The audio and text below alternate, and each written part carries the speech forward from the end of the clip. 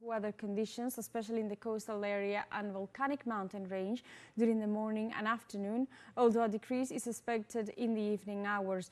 Tropical depression Sara, despite indirectly affecting El Salvador, caused damage to infrastructure, overflowing rivers, flooding in agricultural lands, and some evacuees are reported.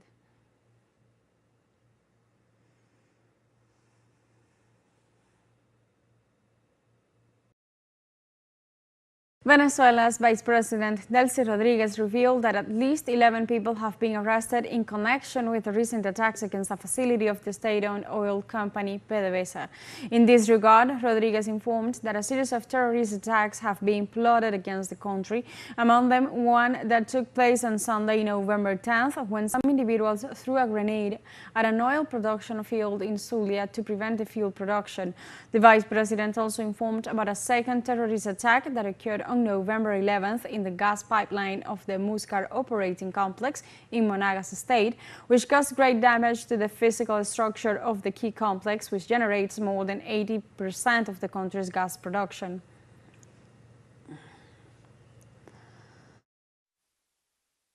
Responsibility had already been determined. 11 people responsible for these criminal acts have been arrested and are under investigation. There is a foreigner on the run. He left the country the same day he carried out this fraudulent maneuver that caused the explosion in this gas distribution center. In this context, Vice President Delcy Rodriguez also assured that the attacks did not affect the crude going to Paraguaná refinery. Exactly 1 week ago, on Sunday at 7:30 in the morning, Sunday the 10th of November, 7:30 in the morning, a grenade was thrown in the north dock of the state of Zulia in an oil and gas production field, which was intended to prevent the supply of the diet to the Paraguaná refinery complex for the production of fuel. Fortunately, thanks to the security mechanism in place to prevent terrorist attacks and destabilization actions, this device did not detonate.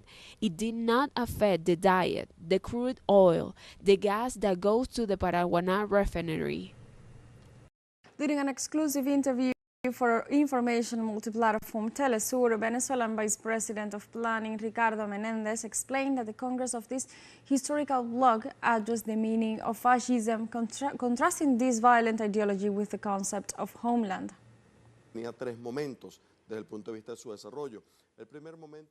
Each assembly had three moments from the point of view of its development. The first moment, a moment of reflection, a political moment from the point of view of what the present context means, and the questions began with a personal perspective. Each one of the people who spoke in the assemblies were asked how they saw fascism on July 29th, how they experienced it, how the fascist wave that suffered our country was expressed in their neighborhood, in their communities, and those personal experiences had the most diverse reactions in each one of these assemblies. We had reactions of tears, reactions of fear, reactions after looking at the fangs of fascism in their neighborhood, of remembering how people were thrown to death from second floors in communities of the Lara state, or how a person, simply for thinking differently or for being a Chavista in the state of Bolivar, had a stake driven through his heart. And from those personal experiences of seeing the face of fascism, it was possible to form a collective vision about what fascism means and the contrast between fascism and homeland. Meanwhile, Mexican meteorological authorities informed that tropical depression Sara has downgraded to a low-pressure system off the coast of Campeche. However, heavy rains will continue in the nation for at least 24 hours. The National Meteorological Service detailed that Sara's clouds band will cause heavy rains in the state of Chiapas, Campeche, and Quintana Roo. In this regard, the government urged the Mexican population to remain indoors and to be informed through the authorized media.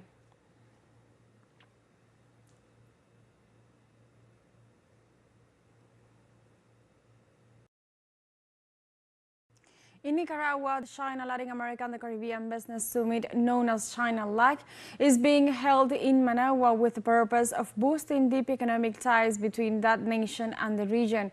The meeting, under the slogan Joining Forces, Creating Opportunities, New Horizons for China and Latin America and the Caribbean, brings together more than 220 participants representing 29 countries, as well as 500 Chinese and Nicaraguan entrepreneurs. The event also includes a promotional session of the second International Exhibition of China's Supply Chain.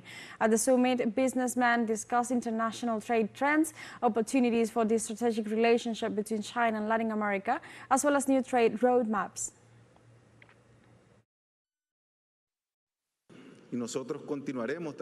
We will continue to work hand in hand with you, promoting cooperation, promoting multipolarity and working against hegemonism.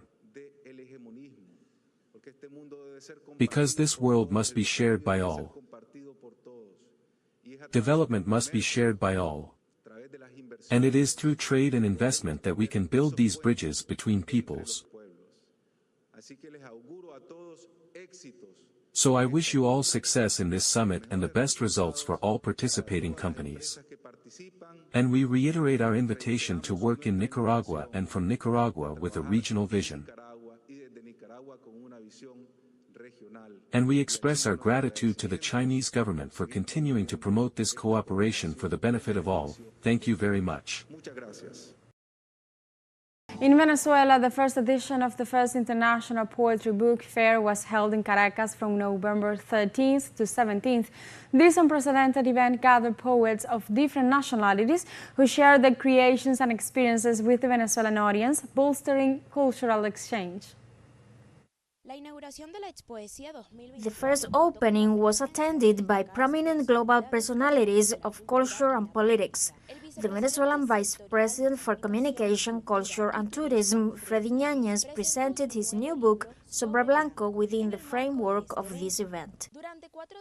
For 4 days, the Rómulo Gallegos Center for Latin American and Caribbean Studies, CELARG, has become a meeting point for poetry lovers. Writers from Argentina, Azerbaijan, Bolivia, Colombia, Cuba, Chile, Ecuador, Peru, and many other countries share their works with the Venezuelan audience. On the poetry event, attendees enjoy a variety of activities such as poetry recitals, writing workshops, book presentations, and art exhibitions.